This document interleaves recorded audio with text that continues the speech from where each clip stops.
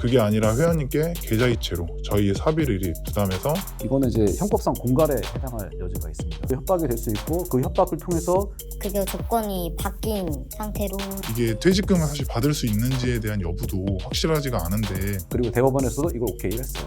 트레이너들이 너무 빨리 바뀐다. 이런 부분들이 이런 이유가 있었구나. 착취잖아. 안녕하세요. 안녕하세요. 네, 안녕하세요. 저는 도봉구에서 정치를 하고 있는 김재섭입니다. 헬스와 관련된 이슈에 대해서 항상 관심이 많고 해결하기 위해서 많은 노력들을 하고 있습니다. 예, 안녕하세요. 저는 법무법인 중연에서 이제 일하고 있는 민경태 변호사라고 합니다. 안녕하세요. 국민의힘 중랑을 전 당협위원장 이수관입니다. 지금 선거운동하고 있는데 원래 선거운동보다 제가 헬스하고 크로스핏을 더 좋아합니다. 그래서 나오게 됐습니다. 반갑습니다. 오늘 출연해주신 세 분께서는 모두 개인적으로 운동, 특히 피트니스에 있어서 남다른 애착이 있다고 들었습니다. 선거운동을 제외하면 늘 상시 운동을 하고 있는 헬창이기도 하고요. 헬스장 먹튀 관련돼서도 근절하기 위해서 이런저런 정책적 고민들 하고 있는 상황입니다. 군대를 이제 해병대 중위로 전역을 했는데 이제 이 운동을 좀 제대로 배워서 운동을 하고 싶다라고 생각을 하게 돼가지고 해부학책을 보면서 혼자 공부하면서 이제 운동을 쭉 했었습니다. 아마 변호사 되기 위해서 본 책 두께랑 운동을 배우겠다고 이제 읽은 책 두께랑 그렇게 큰 차이가 안 나는 이제 그런 정도로 되게 많이 좋아했는데 여기 계신 바데야 김혜인도 그렇지만은 몇몇 유튜버분들하고 이제 좀 가까이 하게 됐고 약물 코스프레를 폭로했다가 명예훼손으로 이제 고소를 당한 몇몇 분들을 이제 변호를 해가지고 이제 무혐의랑 이제 무죄를 받아낸 경험들이 좀 있습니다. 이제 피트니스를 사랑하시는 분들께 조금 보답을 되지 않았나라고 생각하고 있습니다. 네, 저는 근육돼지가 인생의 목표였는데 그냥 돼지가 돼버려서 지금 굉장히 힘든 삶을 살고 있습니다. 제가 제 꿈을 얼마 전에 한번 이뤘습니다. 제가 동네에 7평짜리 창고를 하나 임대해서 저 혼자 운동할 수 있는 곳을 만들었는데 뭔가 이제 남자의 동굴을 하나 만들었다 하는 그런 느낌인데 회의도 거기서 하고. 회의도 거기서 합니다. 저도 간 적이 있습니다. 지난달 한덕수 국무총리는 2028년까지 국민들의 생활체육 참여율을 70%까지 높이고 스포츠 산업 규모를 105조 원까지 늘리겠다고 밝혔습니다. 생활체육에는 한 사람의 몸과 정서에 긍정적 효과를 제공해 하나의 복지 형태가 될 수 있는 순기능이 있기에 이러한 정책은 너무 반갑고 기쁘게 느껴지는데요. 앞으로 어떠한 변화가 있을지 알 수 없지만 현재로서 가장 보편적인 생활체육의 수단이자 공간이라면 아마 헬스장일 것입니다. 그만큼 헬스장은 그 어느 곳보다 건강하고 문제가 없는 곳이어야 할 텐데요. 하지만 바디알케미의 지난 영상을 통해 큰 규모의 헬스장 업체들에서 비일비재하게 벌어지는 카드깡 매출 외압 그리고 임금체불 등 여러 부조리들에 대해 현직 트레이너 선생님 두 분의 발언을 통해 확인했습니다. 자, 그런데 아직 다 하지 못한 이야기들이 남아 있습니다. 오늘 두 선생님들을 다시 모시고 변호사님과 법적인 부분을 검토해가며 이야기들을 더 깊이 알아보려 합니다. 환불이 나면 본인의 잘못이니까 스스로 해결하라 하는데 그 방법이 트레이너가 회원들에게 돈을 보내주거나 회원 수업을 다시 사서 되파는 방식으로 회원님께 계좌이체로 저희의 사비를 부담해서 다음 달 20일에 이런 계약서의 내용에 맞춰서 보내드리는 걸로 환불이 진행되고 있습니다. 환불이 나면은 궁극적으로는 헬스장이 이제 회원들한테 돈을 돌려줘야 되는 게 맞죠. 근데 이제 그 돈을 선생님들이 대신 돌려주셨으니까 선생님들하고 헬스장 간의 관계에서는 사실은 이제 그때부터 채권 채무 관계가 발생을 하는 거죠. 이제 헬스장이 말하자면은 선생님들한테 돈을 빌린 거랑 이제 비슷하게 되는 거죠. 그래서 만약에 헬스장에서 돈을 안 돌려준다 그러면은 이거는 이제 민사 소송으로 이제 들어가는 그런 식으로 해결해야 될 것 같습니다. 이제 환불에 따른 이제 경제적 손실을 트레이너한테 떠안게 하는 그런 과정에서 이제 이렇게 안 하면은 뭔가 불이익을 가하겠다라고 하면은 이거는 이제 형법상 공갈에 해당할 여지가 있습니다. 이제 공갈이라는 게 뭐냐면은 그러니까 내가 뭔가 당신한테 뭔가 불이익을 주겠다. 이것도 해악인 거죠. 이제 어떤 형태로든 간에 그런 해악의 고지도 협박이 될 수 있고 그 협박을 통해서 내가 이 협박 때문에 어쩔 수 없이 저 사람한테 경제적 이익을 준다. 이러면 이제 이건 공갈이 성립이 되는 거거든요. 그래서 이제 민사적인 것뿐만 아니라 이제 공갈이라는 형태로 형사적인 책임을 물을 수도 있다라고 생각합니다. 그만둔다고 하는 선생님들 같은 경우에는 급여 조건이 바뀐 상태로 이제 급여를 받게 되고 연락할 때까지 주지 않고 근로계약서도 작성하고 프리랜서 이제 계약서도 동시에 이제 작성함으로써 어떻게 보면은 트레이너들은 대부분 본인들이 근로자라고 생각을 하고 일을 하고 있는데 이게 유불리를 헬스장에서 판단을 해서 어떻게 유리할 때는 프리랜서라고 말을 하고 어떻게 또 이럴 때는 근로자라고 얘기를 하다 보니까 저희는 그 입장에서 이게 퇴직금을 사실 받을 수 있는지에 대한 여부도 확실하지가 않은데 이제 노동청에 가게 되면 아무래도 어쨌든 프리랜서 계약서를 작성한 상태다 보니까 저희가 이제 불리한 진술을 할 수밖에 없는 상태가 오는 것 같습니다. 계약이 돼 있는 급여를 안 준다라고 하면은 이제 일반적인 근로자라고 생각하면 사실 이게 임금 체불이죠. 예, 퇴직금은 안 준다. 퇴직금 미지급이 돼가지고 이거는 뭐 민사적인 것뿐만 아니라 이제 형사적으로 처벌될 수도 있는 건데, 근데 이제 문제는 그럼 과연 트레이너가 근로자냐라는 게 이제 문제가 되는 거죠. 특히나 이제 아까 이제 말씀하신 것처럼 이제 계약서의 그 표제가 근로계약서가 아니고 이제 뭐 프리랜서 계약서 이제 이렇게 돼 있을 때 그럼 과연 이걸 계약서를 받아본 이제 국가기관이 이건 근로계약이 아닌 것 같은데 이제 이렇게 볼 수 있는 여지가 있잖아요. 근데 2023년 2월 2일에 대법원이 판결을 내렸습니다. 퇴직금을 달라는 소송이었습니다. 이게 프리랜서 계약서도 아니에요. 이 계약서 이름이 좀 웃긴데 위탁사업 계약입니다. 근데 이 위탁사업 계약의 또 내용이 더 웃기는 게 트레이너가 헬스장에 근로를 제공한다가 계약의 내용이 아니라 트레이너가 자기의 회원을 헬스장에 위탁하고 헬스장은 그 회원을 내가 관리하고 그리고 헬스장은 임금이 아니고 수수료를 지급한다라는 게 이제 그런 계약이었어요.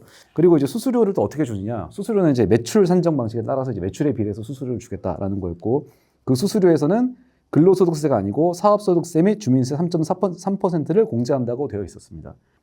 이 사건의 이제 2심 법원이 뭐라 그랬냐면은 위탁 사업 계약은 실질적으로 임금을 목적으로 종속적인 관계에서 트레이너가 사용자인 헬스장에게 근로를 제공한 관계다. 근로계약이다라고 판결을 내렸습니다. 그리고 대법원에서도 이걸 오케이를 했어요. 근데 왜 그러느냐? 헬스장이 트레이너 개인별 매출 실적을 관리하였다거나 매출 목표를 잡거나 기본금 및 성과급을 받거나 헬스장이 아닌 곳에서 개별적으로 지도 내지 레슨을 하는 것이 금지되었기 때문에 트레이너의 근무 장소와 근무 시간은 물론 트레이너가 지도해야 할 회원을 헬스장 관리 지정하였다고 할 수 있는 등의 이유로, 즉 헬스장에 종속돼 있었다는 거죠. 트레이너가 종속돼 있던 이유로 트레이너를 근로자라고 봤습니다. 법원에서. 그리고 특히 이제 강조하고 싶은 판단이 뭐였냐면은 헬스장이 근로소득세가 아닌 사업소득세를 원천 징수하였고 사례보험에 가입시키지 않았다 해도 이들을 채용한 헬스장이 경제적으로 우월한 지위를 이용하여 그 여부를 임의로 정했을 여지가 크기 때문에 우리는 근로자로 인정하겠다라고 법원이 판단을 했습니다. 그러니까 헬스장 어떻게 반발했냐면은 위탁사업계약서 도장을 찍어놓고 지금 가서 근로기준법이라고 하면 어떡하냐. 처분문서가 이렇게 돼 있는데 이 처분문서를 뒤집을 수가 있냐 쉽게 이제 그런 식으로 이제 대법원에 상고를 했는데 아니다. 근로계약이 맞다라고 이제 판단했던 그런 사례가 있습니다. 그래서 굉장히 옳은 판결이라고 생각을 하고 트레이너분들도 이제 국가기관에 가가지고 이런 거 어필하실 때 이 판례들을 좀 아시고 좀 그런 부분 강하게 어필하시면서 야 이러이러한 사정들이 있기 때문에 나는 헬스장에 되게 종속적인 관계였고 그러니까 나는 임금하고 퇴직금을 받을 권리가 있고 임금을 멋대로 변경하는 거에 대해서 나는 임금처벌을 신고하겠다 이렇게 접근하실 수가 있는 겁니다. 트레이너들은 헬스장에 임금을 받기 위해서 직원으로 고용이 되기 위해서 들어간 거잖아요. 그리고 거기에서 이제 PT가 횟수가 늘어나고 하면은 거기에 성과급처럼 그렇죠. 더 받는 거고. 그런데 만약에 내가 한 번만 받고 40만 원 남았는데 환불해 주세요 하고 가. 근데 이거를 트레이너 선생님들께 니들이 물어줘라 라고 하는 건데 그렇죠.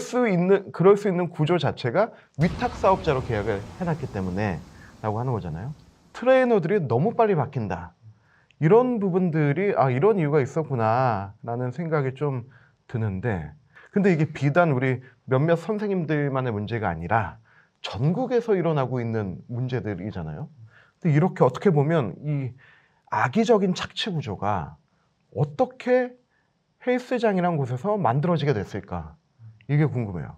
악의적 사슬 구조가 왜 하필 젊은 청년들이 많이 취업을 하고 일하는 헬스장에서 일어나게 됐는지 저는 이게 궁금해요. DP라는 드라마 있지 않습니까? 네. 예전에 넷플릭스에서 했었네요. 거기 보면 이제 그 후임 괴롭히던 그 황장수라는 사람이 나오는데 그 조석봉이라는 사람을 그때 이제 보복을 당하죠. 막 맞으면서 그때 나한테 왜 그랬냐라고 하니까 그 황장수라는 사람이 뭐라 그랬냐면은 나는 그때는 그래도 되는 줄 알았다라는 대답을 하거든요. 대기업들 같은 경우는 이렇게 법을 안 지키면은 이제 자기들한테 불이익이 있고 회사 이미지도 타격이 있고 이제 그러니까 그러면 안 된다라는 게 있지만은 그러니까 법으로 보호받는 관계가 아니고 이제 그야말로 약자와 강자 간의 관계가 되는 거죠. 그러면 안 된다가 아니고 나는 강하니까 그렇게 해도 돼. 사실은 당연히 그런 거 하지 말라고 하는 법들이 다 있거든요. 뭐 과혹행위라든가 뭐 이렇게 임금체불이라는 거 다 법은 다 있는데 그래도 되겠지라는 그런 생각들이 좀 있으신 것 같습니다. 그러니까 예전에 한참 IT 스타트업 막 이 붐 일어날 때 그런 IT 업체들에서 청년 대학생들 뽑아가지고 열정페이 이게 되게 많았잖아요. 맞아요. 근데 이거는 열정페이도 넘어서 그러니까요. 그냥 예. 착취잖아. 그때 제가 기억하기로도 그때 열정페이가 한참 사회적 논란이 됐을 때 기업들에선 처음에 되게 당당했어요. 왜 당당했냐면 아니 우리가 일을 가르쳐 주는 건데 맞아요, 맞아요. 우리가 돈을 예, 예. 받아도 모자랄 판에 우리가 왜 착취를 했냐? 그러다가 정말로 이제 그 청년 이제 인턴들의 현실이 드러나면서 하면서 이 사회적 인식이 많이 바뀌었거든요. 저는 그때 그 10몇 년 전에 그 인식이 지금 우리 헬스장부터 좀 생활체육계에 자리 잡혀야 된다. 이제 처음에 맡았던 조건으로 일하는 거는 한 달밖에 안 갔고 뭐 청소 관련해서도 다 달랐고 그래서 일찍 미리 출근을 하지 않으면 따로 전화나 카톡이나 이렇게 연락이 와서 왜 일찍 안 오냐. 퇴근도 당연히 정시 퇴근을 한 적이 거의 없었어요. 네. 상황이 다 이제 공통적으로 계약 위반이거든요. 정해진 근무 시간보다 초과해서 이제 일을 시키게 되면 당연히 거기에 대한 돈을 지급해야 됩니다. 그래서 만약에 이걸 민사적으로 끌고 간다 그러면은 그 시간 같은 걸 다 계산을 해가지고 이 돈 이거 내가 그만큼 추가적으로 일했고 이거 돈 달라라고 이제 요구할 수가 있는 거죠. 이게 법으로 따졌을 때 안 되는 거다라는 사례들이 좀 많이 쌓이는 게 되게 중요한 것 같아요. 제가 아까 이제 소개해드린 그 대법원 판결 같은 경우도 이 판례를 근거로 해가지고 그 다음 단계로 트레이너 선생님들이 이제 이런 근로기준법에 따른 뭐 임금 체불이라든가 아까 뭐 초과 근무라든가 이런 거에 대한 권리를 요구할 수 있는 이제 기반이 되는 거니까 우리 사회가 이런 사례들을 자꾸 이게 만들어 나가고 좀 공론화시켜 나가는 그런 노력이 좀 필요한 것 같습니다. 제가 봐도 우리 트레이너 선생님들은 거의 다 이제 20대 한 중반 정도의 사회 초년생들이 그렇죠. 예, 예. 많고 그러니까 사회적 경험도 적고 그렇습니다. 그런 상황에서 당연히 꿈을 꾸게 되잖아요. 나도 열심히 운동해서 내 회원 늘리고 나만의 운동 공간을 만들어서 이렇게 큰 헬스장 차리고 싶다. 그런 상황 가운데서 오너라는 사람은 어떤 그냥 일반적으로 계약 관계 이상을 넘어선 좀 그런 존재로 보게 되고 그런 사람은 그런 권위를 이용해서 얘한테 일을 좀 더 시켜도 되겠네? 얘한테 이 책임을 조금 더 물려도 되겠네? 라고 하는 게 이제 축적된 갑질과 악의적 사슬로 나타나는 것 같은데 저는 이건 정부에서도 청년 취업을 위해서 그렇게 노력하는데 이렇게 취업된 청년들을 보호하는 기회도 우리 헬스장 업계에서 좀 제일 먼저 나타나야 되겠다 하는 이런 생각이 좀 많이 듭니다. 이제 본인들이 근로자에 해당할 수 있다라고 생각을 하시고 이제 근로기준법 같은 내용들을 좀 기본적인 내용들이라도 좀 아셨으면 좋겠다는 생각이 들어요. 대부분 사기 피해가 생기는 처음 시작은 뭐냐면은 굉장히 큰 이익에 대한 유혹이에요, 사실은. 삼성전자 핸드폰 같은 거 파는 것도 아닌데 굉장히 돈을 많이 번다 그러면은 뭔가 이상한 거예요. 세금이 안 된다든가 뭔가 불법적인 일을 한다든가 누군가를 착취한다든가 이렇게 항상 의심을 해보셔야 됩니다. 법인이라는 껍데기를 만들어 놓고 그 안에 있는 재산을 다 이제 자기가 가져가기 때문에 가져가는데 우리나라 이제 현행법상 법인이랑 계약을 체결하게 되면은 그 뒤에 있는 개인한테 책임을 묻기가 굉장히 어렵게 돼 있습니다, 법으로. 저는 이제 어느 국가나 사회나 이제 그 사회가 이제 경제적으로 성장을 하려면은 신용이 있어야 되고 그 신용을 유지를 하려면은 약속은 반드시 지켜야 되고 그 약속이 지켜지지 않는다면은 제재가 따른다라는 원칙이 관철되어야 된다고 생각을 하고 피트니스 업계도 마찬가지라고 생각을 합니다. 사실적시 명예훼손 같은 경우도 좀 손을 봐야 되지 않을까 생각이 듭니다. 법률 비용을 부담할 수 있는 능력이 안 되는 약자들이 할 수 있는 어떻게 보면 최후의 수단 중에 하나가 저는 사실적시 명예훼손이라고 생각을 하고 그 사실적시 명예훼손을 당하는 뭐 예를 들어서 임금 체불한 그런 좀 악덕 그런 고용주 같은 경우는 저는 좀 그런 사람들의 명예를 그렇게까지 보호해줄 필요가 있나 이제 이런 생각도 좀 들거든요. 사실적시 명예훼손은 합헌이다라는 이제 내용의 결정을 내린 적이 있었는데 그때 위헌이다라는 내용 그 결정을 내렸던 재판관들이 꽤 계세요. 근데 그분들이 뭐라 그러셨냐면은 사생활에 관한 명예훼손만 처벌하는 걸로 바꾸자. 이거는 필요하다. 분명히 사실 명예훼손이라는 게 순기능이 있다라는 이제 내용으로 주장을 하셨는데 저는 그 의견에 찬성이고 그런 방향으로 법이 좀 개정돼야 될 필요가 있지 않을까. 그래서 그 헬스장이 저렇다더라라는 이제 이야기가 있으면은 어떻게 보면 소비자들에게 필요한 정보일 수도 있잖아요. 그게 저런 가지 말아야겠다. 저런 데는 우리가 도와주지 말아야겠다. 우리가 거기서 먹튀당할 수 있으니까 가지 말아야겠다. 이런 어떻게 보면 정보 제공의 순기능도 있다고 생각을 하거든요. 바디알케미 채널에 카드깡 영상이 나간 뒤로 퇴사자 및 재직자들의 여러 가지 제보들이 수집되고 있습니다. 유명 대형 체인 헬스장들에 숨겨져 있던 구조와 비리들이 여러 증거들로 확인되고 있는데 바디알케미는 이번을 기점으로 이와 같은 부조리들을 영상을 통해 모두 심층적으로 공론화하여 가급적 더 많은 사람들이 알도록 할 것입니다. 이야기를 또 다 들어보니까 역시 심각한 문제들이 굉장히 많다. 이것은 정책적으로 풀어내지 않으면 안 되겠다는 생각을 또 많이 갖게 됐습니다. 저 역시도 오늘 무거운 숙제를 안고 또 현장에 가서 적극적으로 반영될 수 있도록 많은 노력을 하겠습니다. 지켜봐 주십시오. 젊은 트레이너 선생님들 그리고 운동으로서 또 남을 가르치면서 자신의 꿈을 이루겠다고 이제 시작한 어떻게 보면 사회 초년생들에게 이런 착취의 구조가 있다는 것은 우리 사회적으로도 방지해야 할 역할과 의무가 있다고 생각을 하고요. 우리가 생활체육계 또 헬스장 업계에 취업한 우리 청년 트레이너 근무자들을 위한 어떤 제도적 뒷받침이 구비가 돼야 된다. 저도 열심히 함께 고민해 보도록 하겠습니다. 감사합니다. 감사합니다.